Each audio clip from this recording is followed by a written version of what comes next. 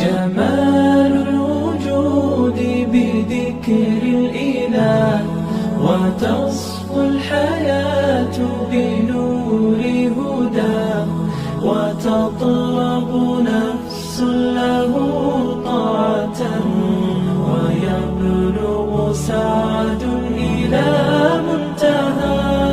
فؤاد شغوف إلى ربه، أحب رضاه أحب لقاه، يظل يجيء إلى ربوة قرار، ويسمو وذا مرتضى. فلا له